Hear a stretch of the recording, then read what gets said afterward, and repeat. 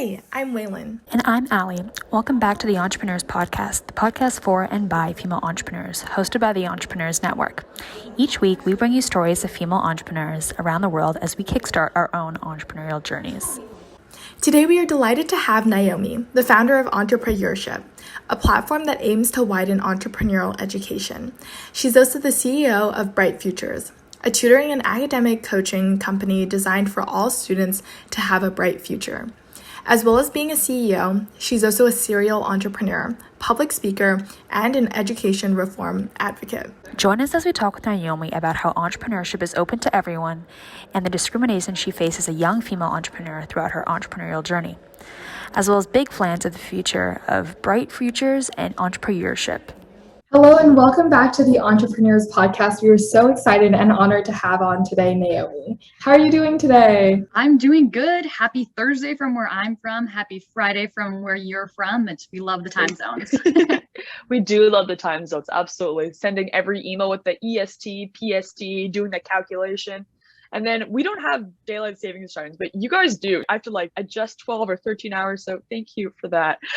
Anyways, just to get started, I'd love to ask you, what is something that excites you when you wake up in the morning? Something that excites me is the youth, in the sense of we are so willing this generation to have conversations that really matter and that are going to move our country forward. And so knowing that I can wake up and I can connect with like-minded individuals on a global and national level really gets me excited for the future of what it looks like, not only as an American, but as a global citizen and global consumer. I love that. And I would love to point out to our audience how young Naomi is. She's one of our youngest guests that we've had on. Are you 16 right now? I am 16. Oh my goodness. The way you carry yourself is just amazing. But Naomi is actually a 16-year-old serial entrepreneur, education reform advocate, public speaker, and student leader in California. But before we dive into your entrepreneurial journey right now, we would love to take it back, I guess, a couple of years to where it all started. We're usually on here talking to 30-year-olds and they're like, we got to take it back to your college years. I love it though. So I would love to know where your entrepreneurial journey started. Where did we start seeing sparks of your entrepreneurial spirit? So really at a young age, I was constantly trying new things. I mean, that's kind of the entrepreneurial mindset already, you see a class, you sign up for it, art, karate, soccer, music, you name it, especially those free trials. I was all about it. I was like 7 days free, sign me up. I'm so down. And so I tried pretty much every extracurricular commonly for K through 5 available, and none of it ever really clicked with me. I mean, don't get me wrong, I tried my hardest on all of them. I just never really had that talent or that passion to pursue it. And so then hits this time in my life in 6th grade, and I see an advertisement in a newspaper. Can we just say how retro that sounds, right? It's in the newspaper. It says young entrepreneurs. Way to date yourself, Naomi. Really talking about just how old you are now. Newspaper. Wow, super old. It's so funny because so often I see a lot of opportunities, on Instagram, on social media. You never see anything I never even look at the newspaper now, but now I always go back and I'm like, shoot, what if I had not picked up that newspaper? And there was this advertisement that said Young Entrepreneurs Academy interview process is beginning soon. And I said, sign me up.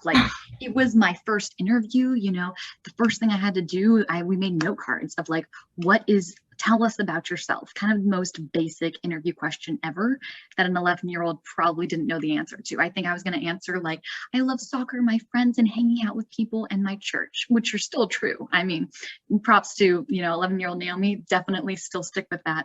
But just kind of these basic skills. And I loved talking to people, and I loved kind of prepping for that interview, going in and feeling really great about myself. And I got into the academy, and then it really just kind of started from there.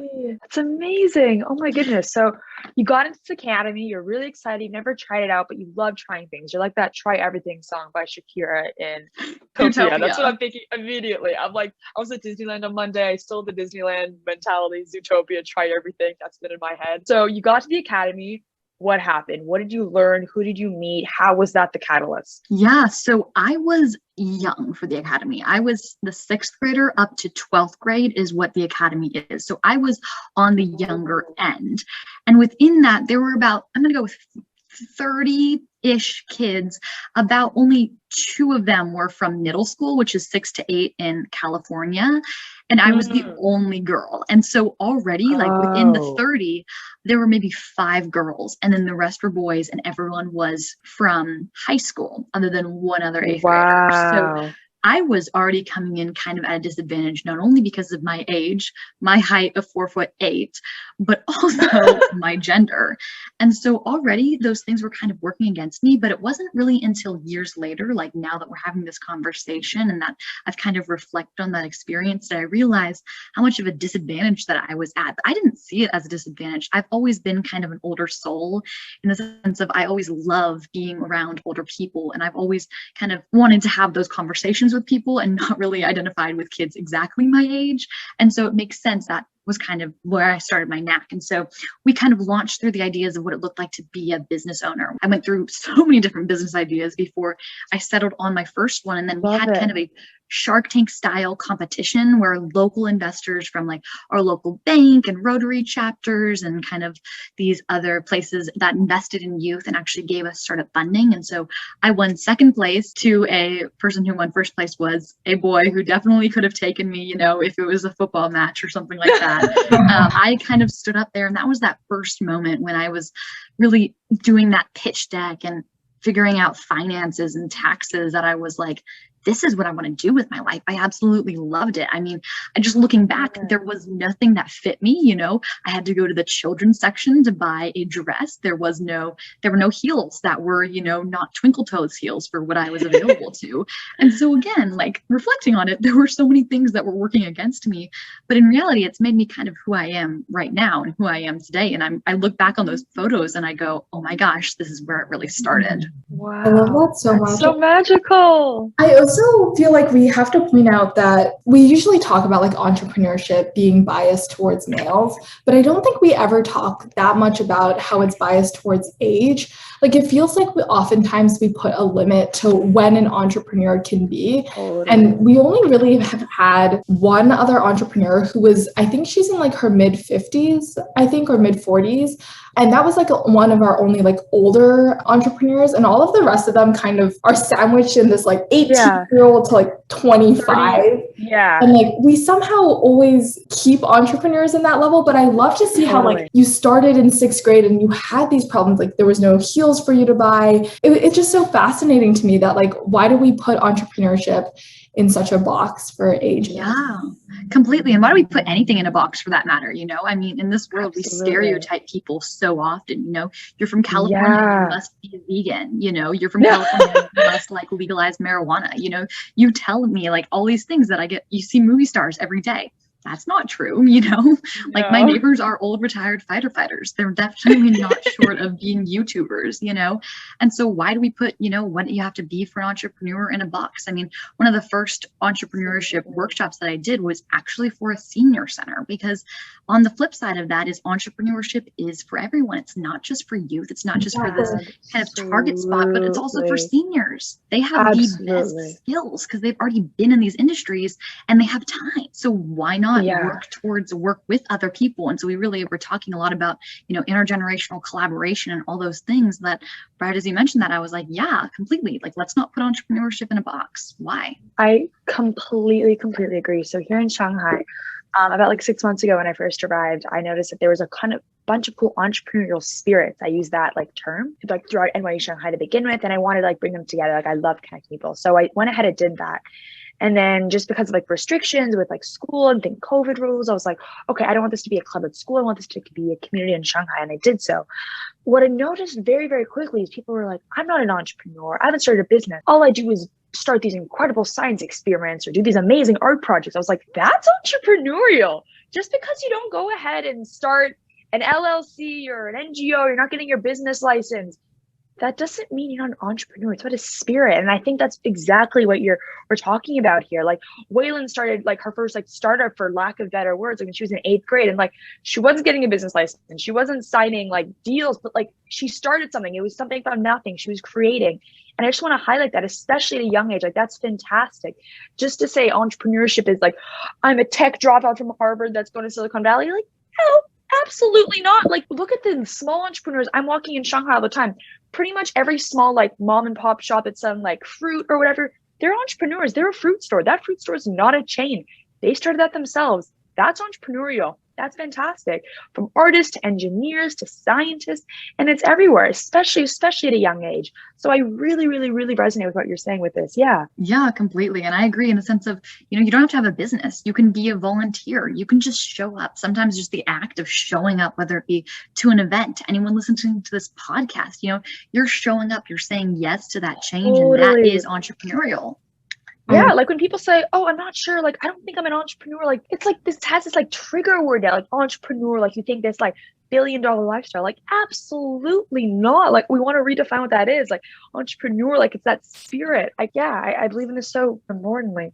Yeah, for sure. I think hopping onto that too, I would love to hear more about what can we do for young entrepreneurs? And I don't mean just like college student entrepreneurs, but what do you think is really lacking from like the middle school, high school, even the elementary school? Like how can we help the younger generations kind of build this entrepreneurial spirit? And specifically females, like girls, young girls. Do you have any ideas? Yeah, I mean, a couple things come off the top of my brain. The first is education reform. I mean, there are so many different ways that our education system needs to be reformed, especially in the United States. I mean, standardized testing is just one of them, but it's also changing our wording. So often when we're younger, we're asked, what do you want to be when you grow up? I mean, I'm definitely guilty of asking 3-year-olds what they want to be when they grow up. Admittedly, their responses are probably like train driver, astronaut, kind of the stereotypical things.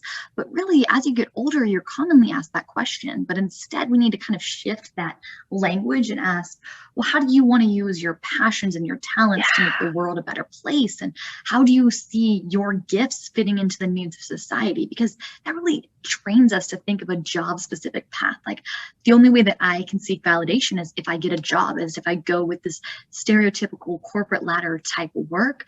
But in reality, that is not our modern society nor our modern economy. And we can't have youth thinking there's only one right way to be successful. Yeah. So that's kind of like the overarching thing. And then I think secondly, for women specifically, it's valuing collaboration over competition. I mean, so often we see it in the media, we see it on social media, we see it in real life, is women putting down other women. I mean, I see it in high school daily. Why are we other? Let's collaborate. Let's have conversations that matter. Instead of looking at someone who is successful, say, well, what can I do to be successful? Or how do I get on their team? How do I work with them? Instead of saying, why are they so amazing? Say, well, why not me? Why not now? What do I have to do to reach that level of whatever that success looks like? Absolutely. Yeah, I actually just watched a TikTok today, and both me and Allie kind of talked about this. But yeah, that's what I was about to say. We had this conversation. Do you know the it girl trend on TikTok where it's like that girl who wakes up at 6 a.m. and makes her bed, walks her dog, eats super healthy, all of that jazz? Me and Allie were like, this irks us for some reason. I couldn't quite put my finger on it until today I watched a TikTok. This girl was like, this trend puts girls again in a box. Like they say that in order to be a girl, you have to follow these regimens, you have to follow these habits in order to be what society would call you as a perfect girl. And we've seen iterations of this throughout history, but this is kind of like the modern day iteration where it's like the most productive girl is the only girl who's going to be successful, and it pits us against each other again, rather than having a collaboration. So I couldn't agree more. Like at a young age, we need to promote collaboration to not only everyone, but also specifically girls, and help build that culture. Waylon, I literally have goosebumps from what you're saying, because when you think of men, I'm serious. Like I don't know why that hit me so much. When you think of successful male entrepreneurs, they can be that cool, lazy. I wake up at 4 p.m. I wear sweats. I look like a bum, but I make $1 billion in an hour, and then I can go back to sleep and party and do drugs. That's not allowed for female entrepreneurs. Allowed. No. When you think of attention, people are like, okay, they wake up at 6 a.m. They have 3 kids. They go out for a 20K in the morning. By that, they have their green smoothie, and then they do this, and then they're so productive, and then they don't even sleep, and they're still so happy, and they always have a smile. They look so perfect. They're dressed so well. Why? That is so messed up. That is so messed up. Even by looks alone. Do you know how many the research that's done to show like productive, successful female entrepreneurs and like the relation with eating disorders, again, to begin with, this idea that that's really, that's terrible. That's absolutely terrible to see how that there's a correlation between that. Like it makes my stomach sick, and why that falls on this it girl and this like this mold, this profile you have to fit. Like, why is it like that, and how can we change that? Yeah, I mean, that's the question that we're going to be asking until social media ends, honestly, into the sense of, you know, constantly I'm on my feed and I see these girls who don't look like me, you know, in the sense of, I don't know if it's photoshopped, they have beauty filters, you know, you name it, but we live in a world where comparison is so common. I can open up my phone and see pictures of people on multi-million-dollar resorts and vacations, you know. I mean, just an example is like the Kardashians, right? Like they recently said in an interview that they don't think that they set unattainable body image standards for women, because they say that they work for their body, which, I mean, completely I agree in the sense of, you know, do I exercise every day? Absolutely. Do I go on walks? Yes, I do, to get out of my house, right? But I'm not doing that, you know, to make the world happy with how I look. I'm doing it so I can be happy. And like, do I wake up at 6 a.m? Yeah, I do. But it's not, again, to be this it girl, in the sense of it's because that's where my internal body clock is. And also I just came from the East Coast. But with that, it's about kind of pleasing yourself in a way. And so in a way, to anyone who's listening out there, be selfish in the sense of, if you want to work out, do it for you. If you want to make a green smoothie every day, do it because you like it. Do it because you want to. And if you want to wake up at 6 a.m, absolutely go for it. If you want to sleep until 4, do it. Do it for you, and not to please this idealistic image of what a perfect female entrepreneur should be. Absolutely. Oh, just the words that come out of your mouth. I am in awe.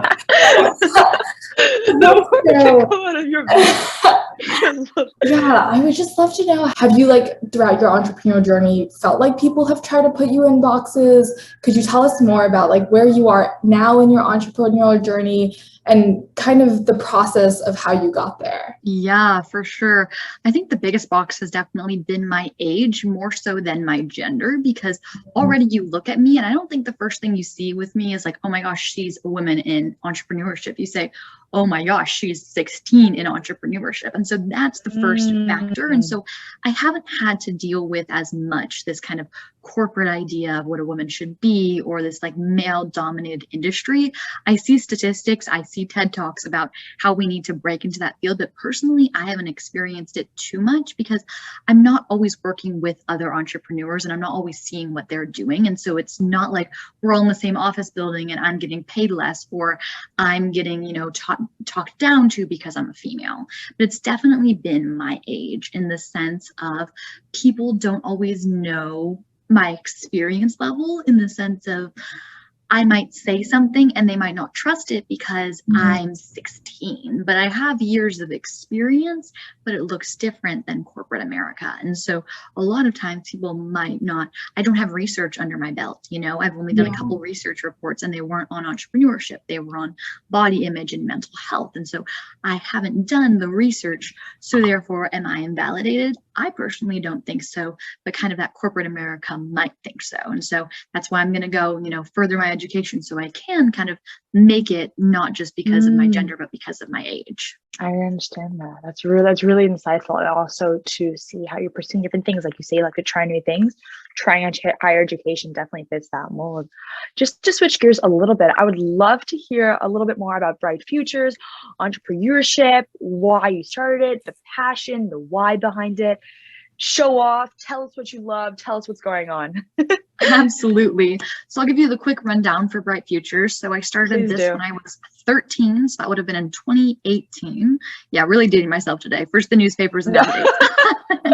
But I started it after noticing a need that there was no affordable tutoring in my area. And that sounds like such a simple business model, but sometimes the most simple ones are really the most successful, because sometimes people are like, well, someone else will create that, right? Yeah. No, it's not. Richest family in Canada, they sell French fries. See, there you go, right? And it's because everyone was probably like, they're going to sell French fries, or it's too easy. It's an easy industry to break into. How am I going to be the top dog?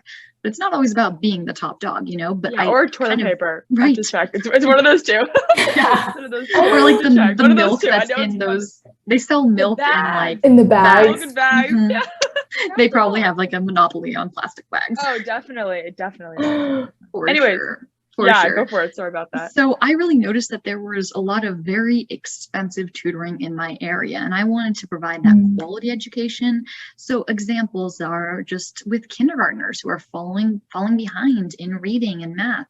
And I don't feel like you should have to pay $80 to a specialist to help your kid remember how to spell. And sometimes it isn't even that your kid has a learning disability.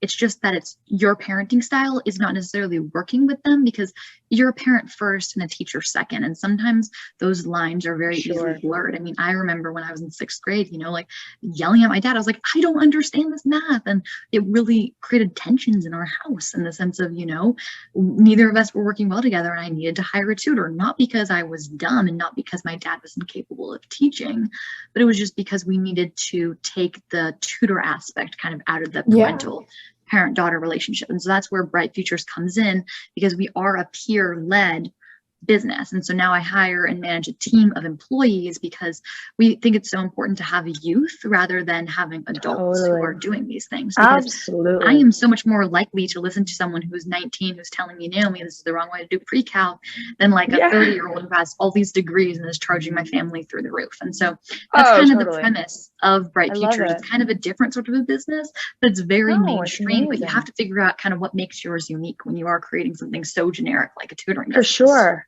I love it. I think there's a huge need for that. Just speaking from where Waylon and I grew up, we grew up in an area where people charge ridiculous amounts of tutoring, and tutoring was the norm. You'd finish your private school all day, which should be plenty enough. Teachers are there after school. There's tons of resources.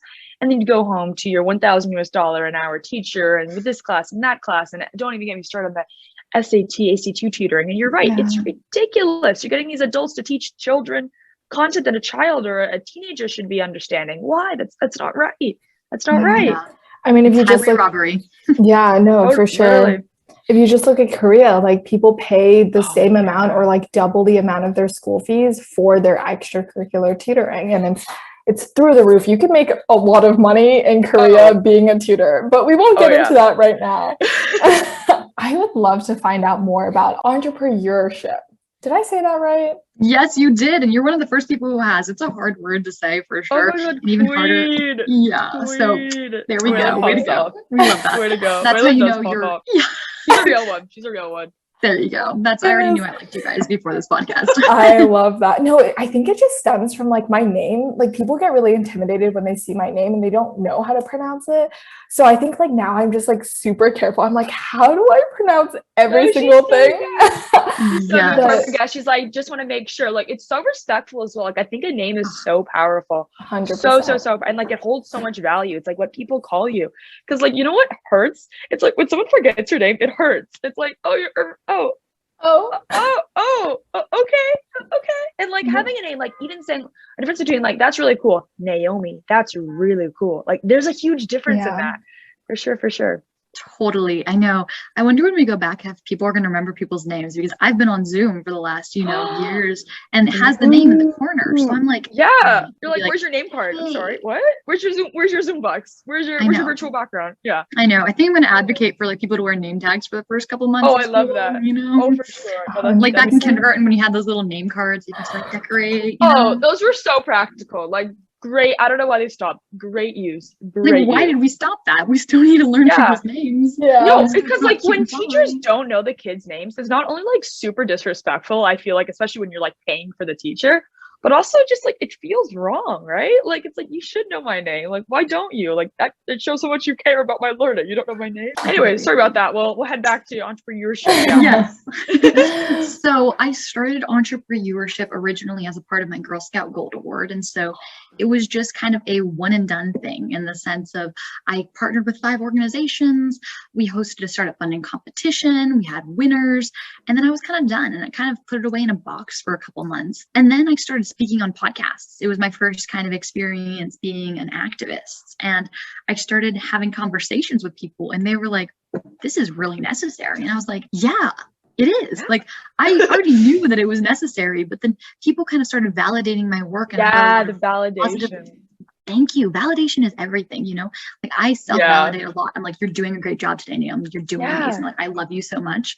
But it's when other people do it that it matters the most.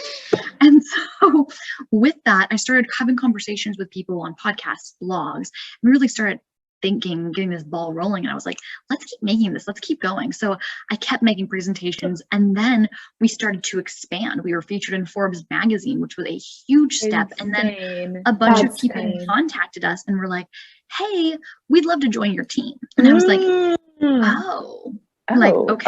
just had like a smaller team. Like originally I just had a bunch of people who I knew, like I tapped into my personal networks. I was like, can you be a mentor at this? You know, people who I could really, really trust. And I was like, okay, you, like, I know you, you know me, let's do this. And I kind of reached a little bit outside of that bubble, like a friend of a friend, but it wasn't like this global kind of a reach as it is now. And so now we've opened up ambassador applications. Actually, they're closing today, but we have ambassador applications that are going to be on a rolling basis, which is amazing. And so we already have about like 30 people who are from like around the world, which is absolutely blows my mind. It blows my mind. And I am so excited to get started. I'm about to send out those emails of confirmation. So if those are the best emails to send. The best emails. So if anyone here is listening and they're interested in being an ambassador, please reach out. We have applications. They're on a rolling basis. And so basically how that works is you're just going to go make presentations about entrepreneurship. We have startup funding competitions. We recently just got a lot more money. So we have almost about like $550 worth of startup funding. So if you want to startup funding, if you want to become an ambassador, join our team, there's a space for you at EntrepreYOUership. And so if any of that sounds interested to any of you who are listening, we have startup funding, we have mentorship, we have events, we have so many things that are going on, which is crazy because it was just a one and done project. And now we're in Forbes and now we have a huge team, and it's absolutely blows my mind. And I cannot wait to see where it's going to be in a year. I'm in awe. And also I just want to say, Naomi, you're doing a great job today. You're doing amazing. You're doing great work today. I'm right back at you, Allie. As we begin to wrap up the podcast, we'd love to ask you just a few questions that we'd love to ask all our guests. And I think I'm actually particularly interested to ask you today. So the first one is, what is something that you are grateful for today? I think it's very stereotypical, but I am just grateful for my family because my dad has helped me with a lot of legal paperwork, which God knows I need. My sister has been the most supportive in the sense of, you know, how old's your sister? Be quiet. She is 2 years younger than me, so we're very close in age, and we're the only siblings. You're two sisters? 2 years 2 younger girls? than me, and 2 girls. Yeah. That's really mine too. I have a theory. Also, I have a huge theory that dads of 2 girls are the best dads in the world. Like, prove me wrong. The dads of 2 girls are the best dads in the world. No, I get the 2-girl energy so much right now. Oh my goodness. I love it. I love it. I was like, there's something about it. Yeah. And are you guys the oldest? She's the oldest. I'm the youngest. She's the youngest. But 2 years apart for all of us? Yeah. 2 years. Wait, cute. stop Love it. Love it. I love it. My sister's your age though, Naomi. Okay. Got it. Which makes sense. Age. Pre-calc. Yeah. Don't need a tutor. Yeah. Awesome. I'm with her in pre-calc right now. Taking that for yeah. She's like, it's super fun. Got it. But yeah. And my mom, just for being kind of my wing woman always, you know, she was the first person who I bounced ideas off of. You know, we've had many walks in the morning at like 6 a.m. that we're just like, okay, let's brainstorm. Like just today we were like, well, how do we want to congratulate people? Like, what's the most professional way of doing this? You know, like she's totally my partner in crime for any crazy idea I have, from simple as, hey, I want to get like an ear piercing to like, you know, I wanted to start this profit or whatever. But I love that so much. Well, sending lots of love to your family too. Oh my goodness. Actually, this kind of leads well to our next question. What is something that you love about yourself today? Oh, that's a great question. I'm really loving my glasses right now. I don't know why. The lighting has been good. And we were all wearing glasses, and I was like, perfect. We love, you know, because I've always debated, like the context debate has always been up in the air, but I always come back to wearing glasses. Like just today I was on the phone with someone, I was like, I'm thinking about getting contacts, and then like 5 minutes later I'm like, no, I'm not, you know. And so like it's always been this thing where I'm like, I'm gonna get contacts. No, I'm not. But I always fall back, and I just love my glasses so much. I've had them since I was 2 years old, so like they're in every photo. Yeah, I had a patch when I was like 3 years old. Wait, I did too. The pirate patch. So hot. I would like take it off during resets. It was so hot. It was a vibe, you know. No, it definitely was. And my best friend had a patch at the same time. That was like the bonding experience in history. It was like That's how it all started. To wear eye patches together, bond together. Oh, definitely. Just got like a little pirate party, little Pirates of the Caribbean moment. Totally. Oh, I love that. Awesome. And just to finish off, we'd love to ask you, what does entrepreneurship mean to you? Or what does entrepreneurship mean to you, I guess?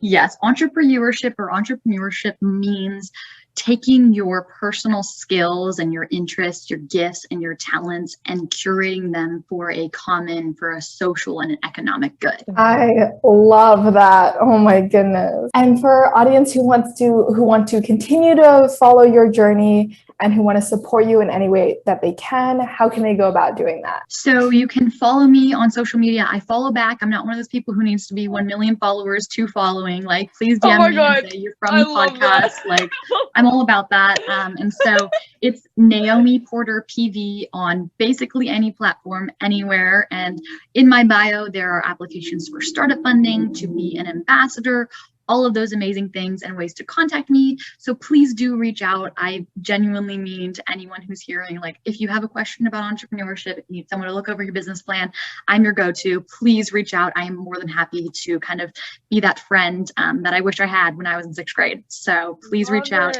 And I look forward to conversing with anyone who's listening, because you're already kind of one step ahead from other entrepreneurs. So there you go. Totally.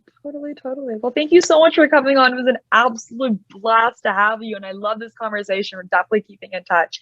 Hope you enjoy sunny or maybe not so sunny California. Thank you. Have a good one. That wraps it up for today's podcast. Thank you so much for tuning in. We hope you learned a lot about Naomi, Bright Futures, and entrepreneurship. Great thanks to Win and Shreya as our podcast producers too. Check out our past episodes and look out for our upcoming episodes featuring inspiring female entrepreneurs on Spotify, Apple Podcasts, or wherever you're listening to this podcast now. To stay updated and involved, join the Entrepreneurs Network community on our Instagram and LinkedIn and get in touch with us to share your very own entrepreneurial journey.